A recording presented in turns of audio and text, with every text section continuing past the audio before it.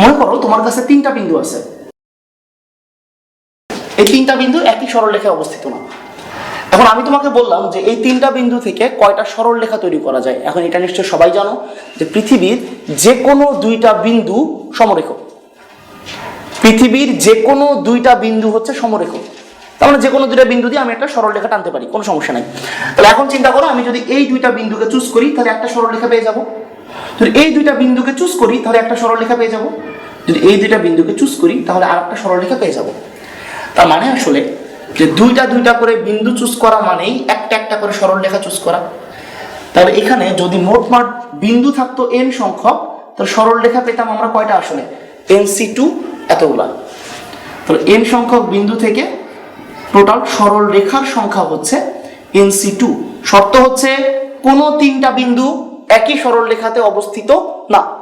এবারে সমাবেশের মধ্যে থেকে মেবি সবচেয়ে ইম্পর্টেন্ট টপিকগুলোর মধ্যে একটা, সেটা হচ্ছে বহুভুজ গঠন।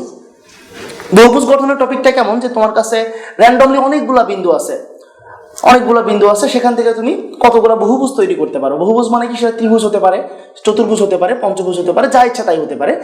তো এটা হচ্ছে কোশ্চেন। তো আমরা খুব সিম্পল একটা কথা দিয়ে শুরু করি। মনে করো তোমার কাছে তিনটা বিন্দু আছে, যে তিনটা বিন্দু একই সরলরেখায় অবস্থিত না। আমরা জানি যে যদি তিনটা বিন্দু এরকম একই সরলরেখায় অবস্থিত হতো তাহলে এই তিনটাকে দিয়ে আমি কিন্তু কোনো ত্রিভুজ বানাতে পারতাম না। তাহলে যেহেতু এই তিনজন একই সরলরেখায় অবস্থিত নয়, তাহলে এই তিনজনকে দিয়ে আমরা ত্রিভুজ বানাইতে পারবো। আমরা কি বলতে পারি যে তাহলে সমরেখ নয় এমন তিনটা বিন্দু মানেই একটা ত্রিভুজ? তাহলে সমরেখ নয় এমন তিনটা বিন্দু যতভাবে চুজ করা যায় বা বেছে নেওয়া যায়, ঠিক ততগুলা ত্রিভুজ গঠন করা যায়।